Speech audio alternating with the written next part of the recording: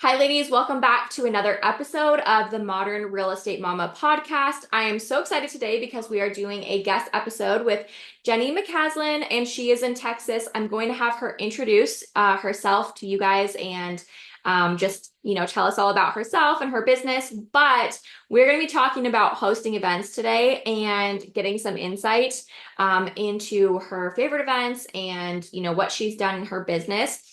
So I know this is a topic that has come up in the community and I'm really excited. So Jenny, welcome to the podcast.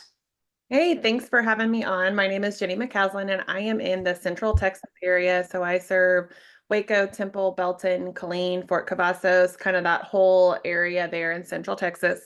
I'm a mama to two kids. I have Paige, who's 7, and Elliot, who is 4. Um, I am going into my 4th year of real estate. I'm a teacher turned real estate agent. So leaning into that as I build my business. Awesome. That's so exciting. I feel like I hear a lot of teachers come into the real estate business and do so well. And I don't know, what do you think, from the skill set you have and like your background as a teacher that you've been able to bring into your real estate career that have helped you? I mean, part of it is being a people person and serving others. You know, Yeah.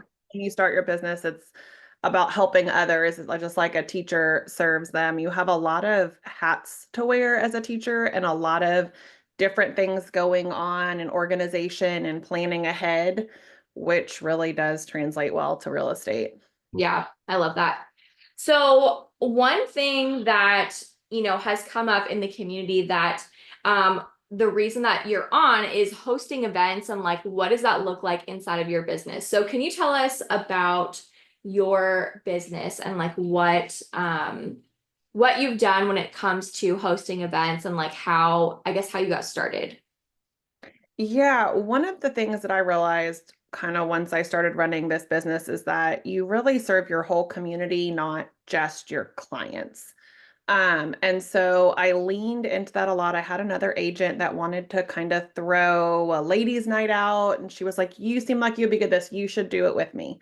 So we did our first ladies' night out at one of the vendors that she knew and invited a bunch of different vendors and really just hosted it for the whole area, promoted it on Facebook, and it had a really good turnout in terms of different people coming. We kind of provided snacks and drinks and just let vendors set up and sell things and just Okay. promoted it as a ladies' night out to meet people. And then we did a few giveaways. So in order to kind of capture some of the lead gen and things like that, they had to fill out a raffle ticket that had their email address, and we used it to kind of build our list that way. That's awesome. And so that was your first one. How long ago was that first event? That was probably in my first 6 months. It was springtime. So I was about Okay. six, like I got my license in August while still teaching, but it was spring. So like Marchish time. Okay, So cool. 6 months in. And have you done a lot of events since then? Have you done like a reoccurring? What has been, I guess like, yeah, tell us like about your like the number of events and like frequency and things like that. We tend to do, I do have a team now, and we tend to do one per quarter at least. They vary depending on the area and the need. We try to kind of, a lot of us are all moms in real estate. So one of the first ones we really morphed into doing was like a teacher back to school market.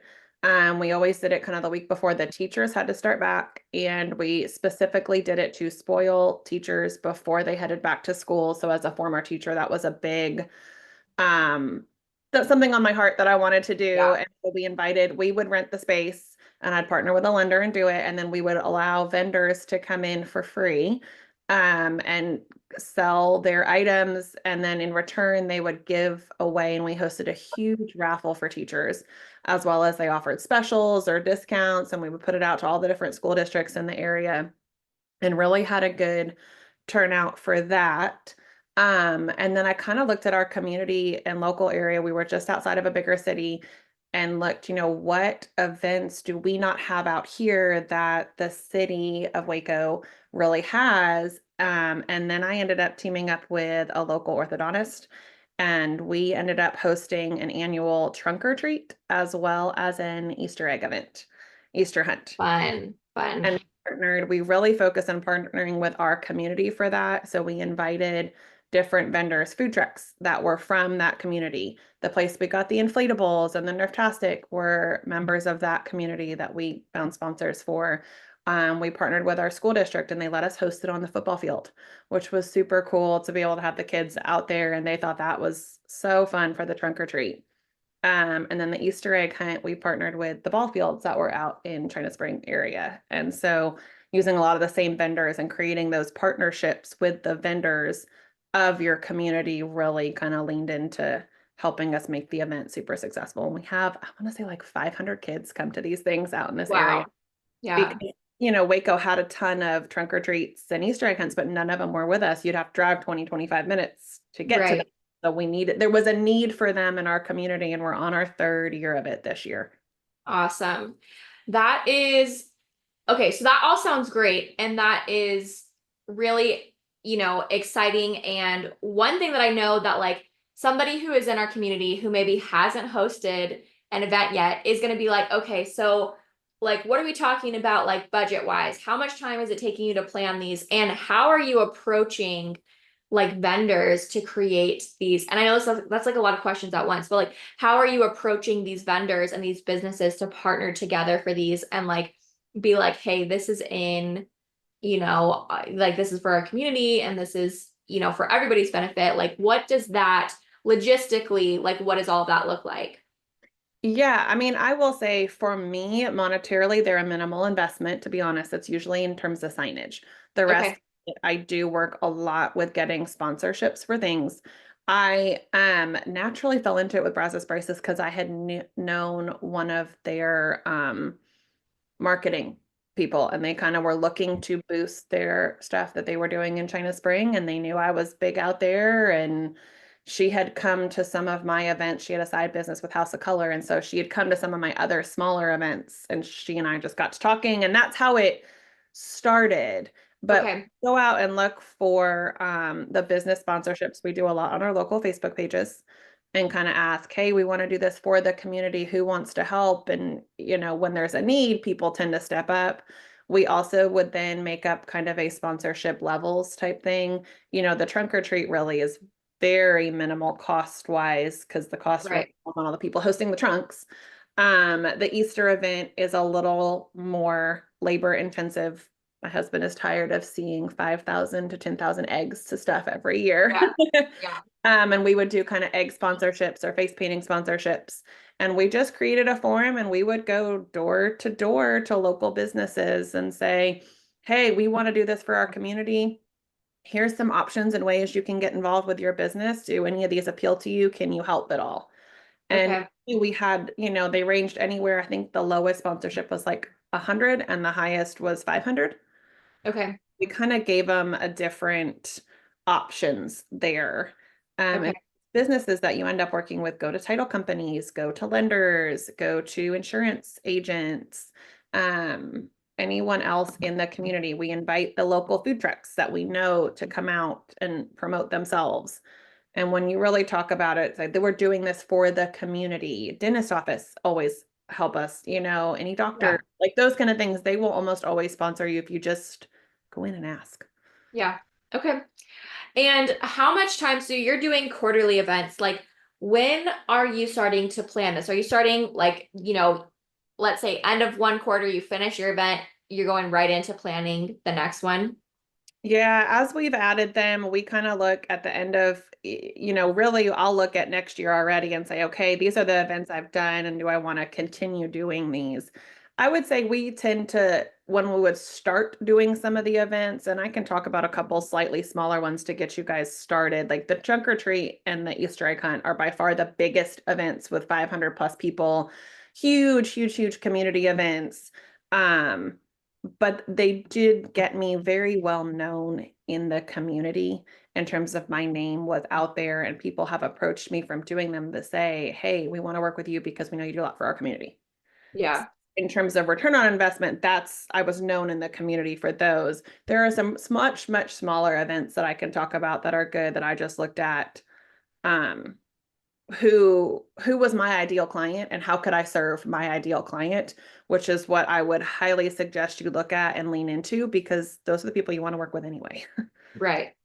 Right. So it wouldn't make sense to do like a singles night out event if you're trying to work with like families or retirees or something. Like you're gonna be bringing in just a different clientele depending on the event that you're doing. So that makes a lot of sense to me to like look at, okay, your ideal client, what kind of events are they going to want to attend in the first place?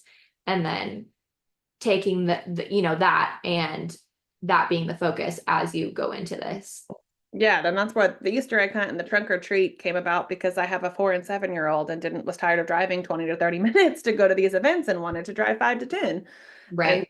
that was serving my children and myself in the community, and then their friends come, and it's that season of life. And 90% of my business is families with kids at home right now.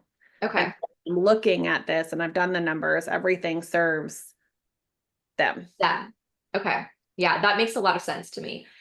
Um, can you talk about like what you've seen come from these events, like business wise, networking, relationships, opportunities? Like, what has that looked like for somebody who's wondering, is it worth it to try to do events, or they're thinking about doing it, but they're worried that they're going to put all this time and effort and maybe money into it, and they're not sure if it's something that is going to make sense for their business?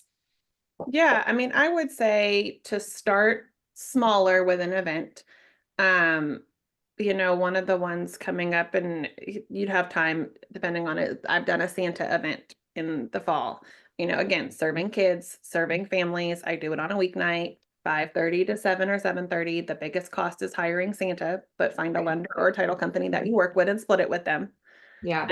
And or have one of them do, cocoa and cookies. And we did it at my office, which was free.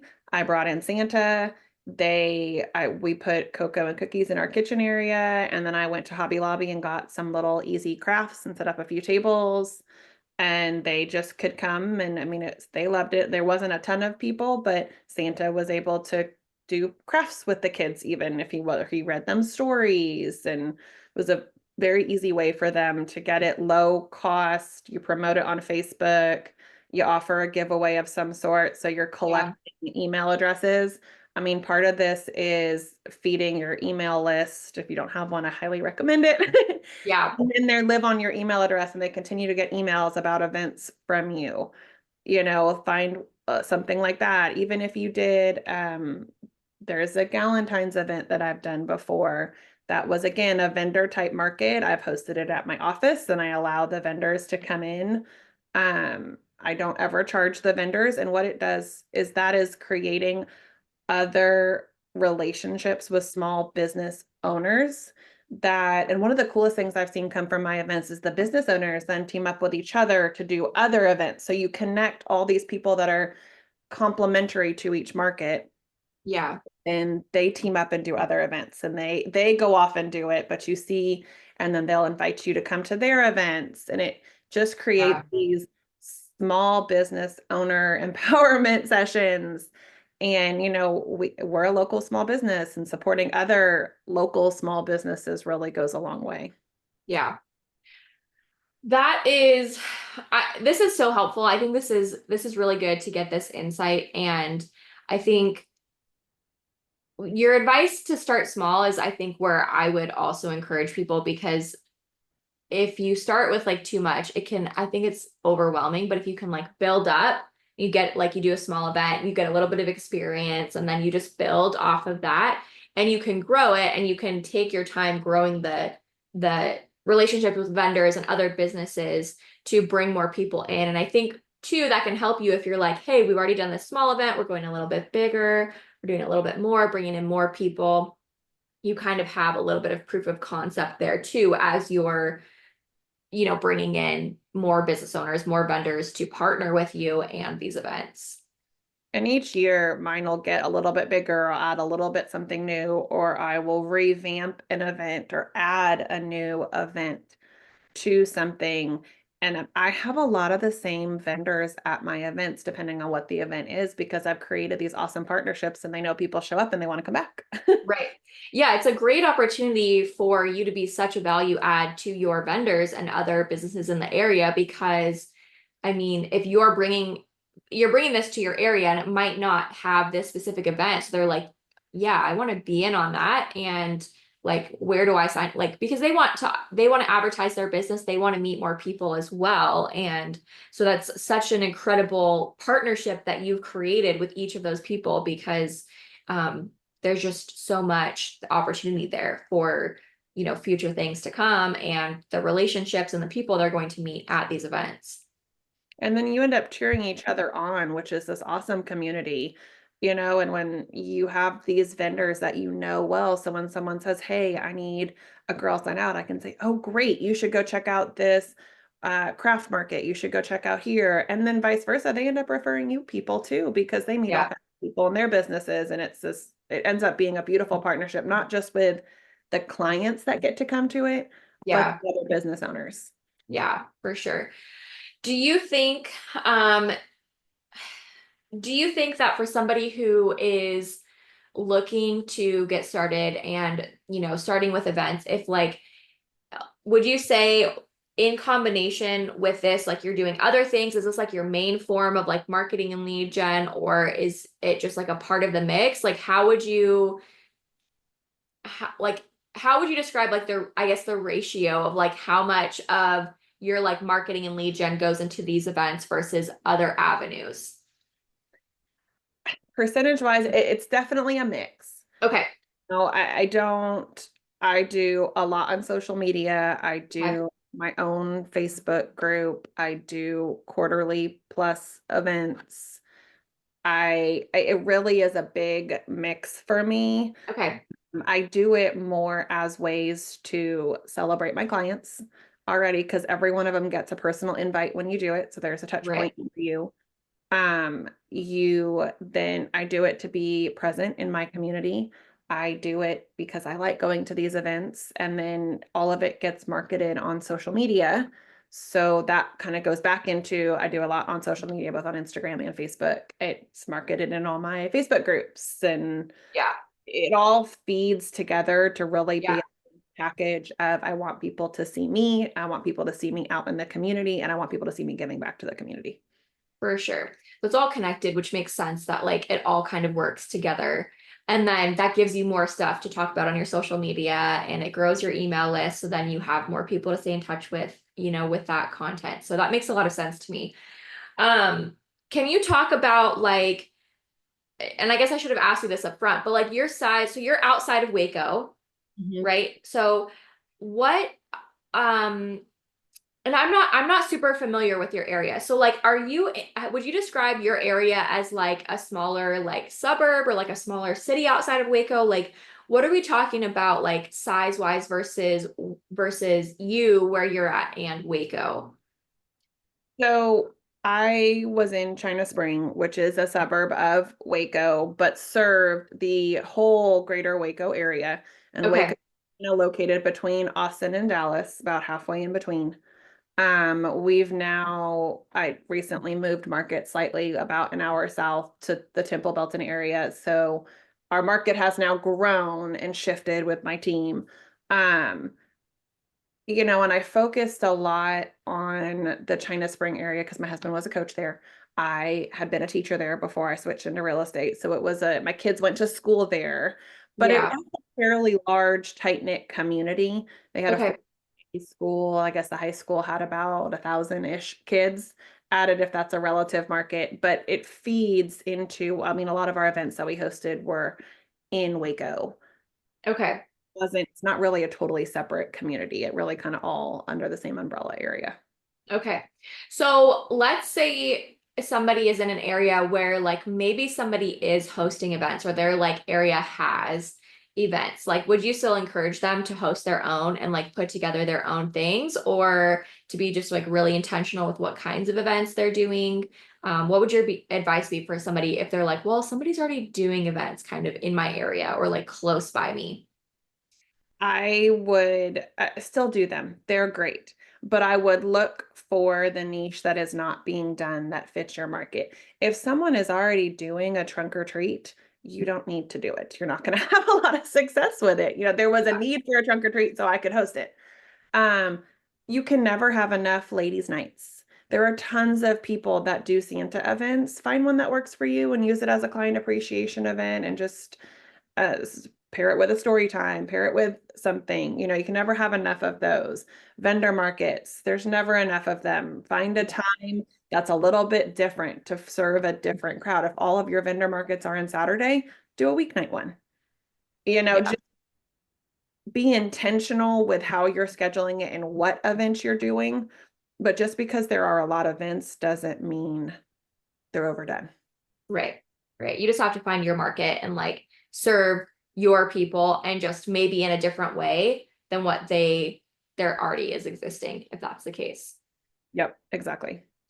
So with your move an hour outside of where you were, did you have your team already at that point when you made that move? I had a small team, but two of us moved at the same time. Okay. I moved out of the area totally. Um, Okay. and my husband, being a coach, got a new coaching job. Now, it's technically a different MLS because Waco is its own little tiny pocket. Um, Okay. so it's definitely a new market for me to learn. A lot of people serve both because they are so close. I Yeah. mean, the side of the market that I used to serve is about 30 minutes from me. So Okay. it's almost the crossover area. I did add two new agents after I moved that kind of served some of that too, to take on some extra duties in Waco and some of that, but can still work it. So a lot of my events are still in Waco. But I'm kind of figuring out the market down here as well as what events are already being done down here to Yeah. see where I can fit in my next events. But I do think it takes a little bit of strategic planning in terms of I need to see what they already do here, what is already happening before Yeah. I really add new. Like I know Belk Yes. does a very large candy trail in downtown where everyone gets to go down to and all the businesses there, so that's Yeah. what I need down here. Uh, Yeah. so it will be kind of watching it probably this year, still hosting my other events. My team's taken on a lot of that stuff and partnered with some of those to really be present a lot if I can't. Um, Okay. and they're kind of shifting into some of those roles for me. Okay, cool. So I think that it's interesting because now you're kind of having to take like your experience and apply it to maybe just like a slightly different, it's obviously a different area, kind of connected, but slightly different area. And maybe, figure out your niche or your like kind of your specialty within that. So that's always interesting when you have to like kind of take like the skill that you know that you have and like the experience that you have and you're like, okay, well, I'm still doing it here and still working here, but this is kind of a new variation that I'm gonna have to apply. So I'm interested to see, in like a year how if you like find, your opportunities there and like how that goes. So we'll have to touch base again. But if how does your team feel like about the events? Like I'm sure for me that sounds like a huge value add of like my team has these events and like I can invite my people to them. But like what is that something that like was helpful to you in like building out your team and like having something to offer them like that wasn't like, yeah, hey, I have a list of like 100 and people you can cold call a day or something, but hey, we have these cool events and you can invite your people and past clients and stuff too. I mean, I really think it was because my team is not built on, I don't do leads. I've never done those leads. I don't convert them. I'm terrible at it. Yeah. It is not my bread and butter, and I'm terrible at it, to be honest with Yeah. you. Um, they were already really involved in the community. And so one of them even kind of joined because I was needing someone to help with the trunk or treat this fall and was like, I can't be there, but didn't want to totally give it up. And she Yeah.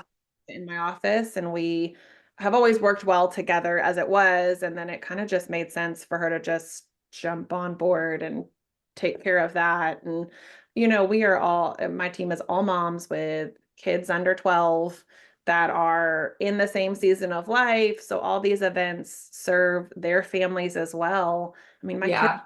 events and run around to the trunk or treats and the Easter egg hunts, and they love it. They go to school. Does your mommy host an Easter egg? And get to go to all these events. Yeah, that's so fun. I love that.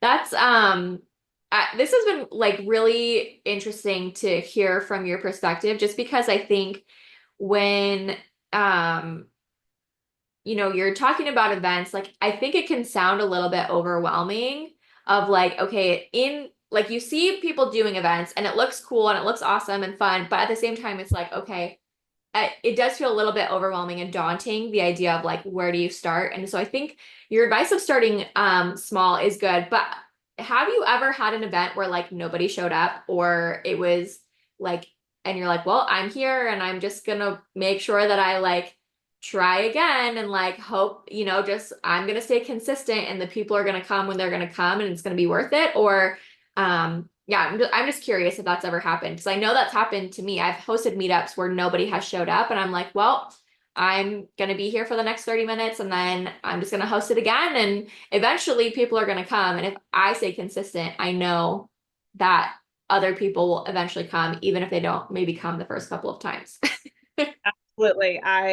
Part of my mom Facebook group that I've done is mom meetups, and I really started with coffees and play dates and things like that. And I distinctly remember going to a coffee shop, and thankfully I brought a book because I sat there by myself with a coffee and I read my book for 30 minutes and got a wonderful 30 minutes of peace on a Sunday afternoon. Okay. Yeah. Yeah. Felt discouraged and did another one. And I think I even took a couple months off from just the meetup side of things, Yeah. seasons of life and things like that, and kind of revived it the next fall, and then ended up having so many more people. I did a mom's night out through that group, and it had like 25 women Wow. at a restaurant. That was, we picked a local restaurant, we went, and there was like 25 of us there, which was insane because 3 months before that I'd had coffee with no one but Yeah. myself. Uh, Yeah. and like even one of my Santa events probably only had 5 or 6 families come. But you know what? Those families got to read stories with Santa and the kids had some really special times with Santa. My kids got to have some really special Yes. times with Santa. They enjoyed it, and they still talk about Santa did this craft with me, mommy. It was so cool, and Yeah. you still build those partnerships with people and things like that. And if you're worried about starting small, find another agent to partner up with and do it. Do Yeah. it again, Yeah.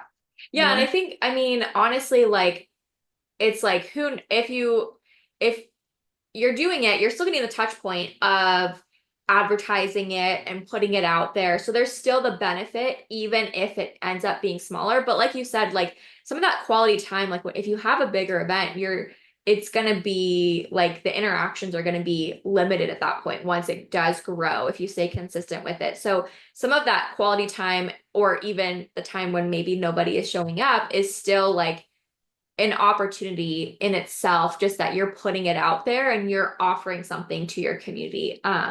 Because I still think people like they still notice, like whether they go or not, like, maybe they wanted to come and they couldn't, didn't work with their schedule. Like you're still putting yourself out there, you're still, offering something. And so there are going to be people that are watching silently that you never even knew maybe had interest until they come, 5 meetups or events or something down the road. And then they're like, this is so awesome. Thank you for doing that. I mean, that's 100% it. Like there are so many people that say, I really wanted to come and I couldn't make it, and they've watched it or they've seen me host 3, 4, 5, and they'll finally come to event number 6 or meetup number 6. And they're like, I've really been wanting to go to these. I'm so glad you do them. Thank you. So, I mean, Yeah. don't give up if you're doing them. And Yeah. the other pro tip I have is find someone that you know would enjoy this event and schedule on a day when you know they're going to come. If you're doing meetups or play dates, find one friend that you know will go to coffee that day, or to like rearrange it with them. And then, Yeah. okay, and then put it out there, like you said, to past clients, friends, Facebook, whatever you're doing. And then you know at least one person's going to come. Right. Yeah.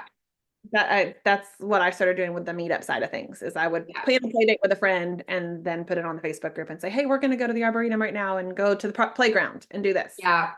And then someone comes, and if they don't, your kids, you still have a play date or a friend to hang out with or have coffee. Totally. Yeah. Yeah. I like that advice too, because I think it's Yeah, I know hosting meetups, like I've done so many meetups that are like they're small. I've never done, well, I have done one like larger planned event that was more involved, but most of what I have done in the past has been small meetups and for like one of my local Facebook groups. And I know I think the first like four, I had 0 to 1 people show up on on average. I think the first two it was like zero, and then I think the next two I had one person. So I'm like, that can be discouraging in itself, but there is still opportunity. And then the quality time that you get, when it's small is an opportunity as well, because you just never know like what that person may have just needed, like to have a conversation with another person that day, and it's again, if you think about it, come back to the mindset piece of like serving your community and it's for them, then I think it's worth it in the end. Just putting it out there and doing it, I mean, means so much to people that you're willing to do this. And I'll Yeah. be able to, like, if you're creating a Facebook group that hosts meetups and things like that, I'll tell you so many of my clients come to the meetups because they're like, well, I knew you at least. And then I can kind of be like, oh, look, you live in this area. This person also lives in this area, and help connect them with other people in the area. And that's just a huge value add for those clients that are moving to the area, that they know me, so they're willing to come. And then I can kind of show them, oh, they have kids, like just connect Yeah. them with the community if you're Yeah, looking at the smaller scale side of things. And for sure. Yeah, I think that makes a lot of sense because I personally am like not gonna go to an event or a meetup that if I don't know anybody and I don't know anybody that's gonna go with me, like it's gonna be much harder to like physically get me to go. But if I know somebody, even if it's like via Facebook or Instagram, and I feel like, I trust that person or I like that person, I'm much more likely to go and then know that like, okay, at least I know them. At least, I like them. We have conversations. And there's something about that like trust factor that you kind of built in that position. And I do think that they're being somebody who connects other people together is, I mean, that's huge. Like I have people that I've connected that have gotten married, become best friends, become really good friends. And it's like, and then they go and they're hanging out, and you're like, oh, that's so cool. Like, that is like, who would have known, if we hadn't had done that meetup or we never hung out as a group, like, who would have known, And it's like, can't almost put a price on some of those like things because you just know, like, okay, that's like creating friendships, creating relationships, creating the, business partnerships and like being somebody that was involved in that, like that's huge. Whether you know if something is going to come back to your business or not, like it in some way it's going to come something good is going to come back to you from putting something good out there.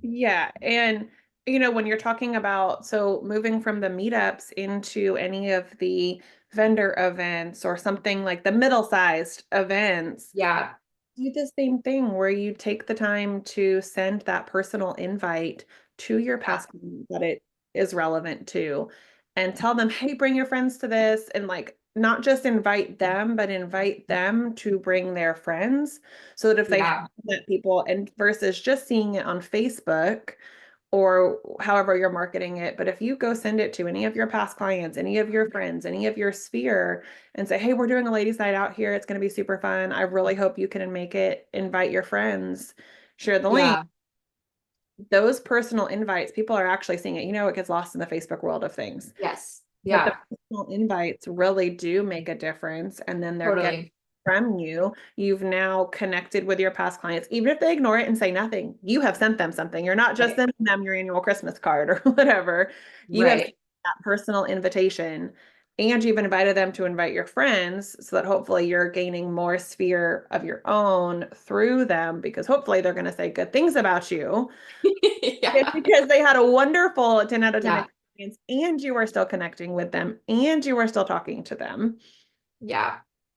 Yeah, I think too, it's like, there's something about the personal invitation and like even just a message because I mean, obviously, like, of course, things get lost on social media, but also I think it changes it from like, oh, you're being invited, and somebody's kind of like, oh, well, it's on, it's on Facebook, everybody's getting invited to like, oh, she wants me to come to this. Like, she sent me a message and was like, hey, I hope like, there's just something different about that is personal that makes somebody feel like they I think just relate like it goes to their heart, you know what I mean? Versus like being like, oh, okay, yeah, like, an event. It changes the whole dynamic and what they think of like you of like, oh, there's care, there's respect, there's like, an actual relationship there for them to have personally invited me and messaged me, or called me or texted me or whatever it is to this because, that takes time to do. And if they're being invited to a bunch of events on Facebook, it's different than, actually getting a message about it too. Yeah, giving them that personal touch, that personal connection, and then thank them after they come and send them a card. Thanks for coming to this event. It was so great to see you. Yeah. The other piece that I think I take to it and why some of my stuff ends up being successful when I do an event, after it, there is a handwritten card or note to, if it's a smaller event, to eat the people that came. But if it's those vendor events, I will write them a card thanking them for participating, thanking them for their donation, thanking them for being there and commenting on something I'm excited to try of theirs or to see or whatever, but just showing that extra level of personal connection. And if you don't have their address, you take a picture of it with their name on it and say, hey, I want to send you this. What's your address? And I've never Yeah. had someone say no to me. Yeah. They're like, ooh, Yeah. what is that? You just so Yeah. always give me your address if you send a picture and say, hey, I want to send this your way. Can I have your address? Ooh, that's a good tip. If you guys are listening or if you guys are watching this, that's a good tip. Like send them a picture because like when we're looking at our mail and it's like trash, trash, trash, then it's like, oh, this is special. Like even if it's, like a thank you card from like a baby shower or something like that, like it's still like it's a break from just the bills and the ads and all the other stuff, in your mail. So of course people are gonna be like, yeah, I want, even if they're not gonna keep it, like it's just that extra, like going above and beyond, one extra step. Yeah, the power of a handwritten note is huge after these events. And so when you're talking about just hosting events, I do feel like that's only one small piece of the actual hosting. And all this stuff that I'm saying, the personal invites, the cards, the things like that, that's free, pretty much. I Yeah. mean, cards, okay. Yeah. That's for a pack Yeah. of notes. But it's very inexpensive and a very low monetary investment to have that personal connection with them. Yeah. Really gets them involved not only in your events, but in your business and you as a person in general. Yeah. Yeah, for sure. That's that I think that's with the events, I think that's one of the biggest things is like if you think about it more in like a bigger picture, it's like the before, of course, during, but then it's also the after. And like there's multiple opportunities for you to connect with people and have another conversation and have a contact where you're like, hey, I'm inviting you. Hey, I can't wait to see you. Or hey, I just wanted to remind you of the events coming up. Okay, you have the event, that's an experience if they go. And then, of course, the follow up after. Like, there's multiple opportunities for you to be in contact with them, have maybe a conversation, or at least just that you're staying in front of them. You're staying like your name is not like you sell them a house or you have a conversation one time and then they never hear from you again. Like it's going to be a lot harder for somebody to forget you if you're like every quarter, or even twice a year having like multiple points of contact through these events. Yeah, exactly. And then it's not just that Christmas card they get at Christmas or the pie, it's not just Yeah. the things that everyone does. It is all year long. And that Yeah. and one of the reasons I do try to stagger at least one quarter event. If I can add in some more that fit, great. Yeah. Yeah, for sure. That's awesome. Okay, this has been so great. And I know that the women in our community are going to get so much value from this episode. If you had to give a mom in real estate like one piece of encouragement or advice from your journey in real estate so far, what would you want to tell them? And it could be anything to like any type of mom or any type of, background experience. I mean, it would be lean into your connections and your people.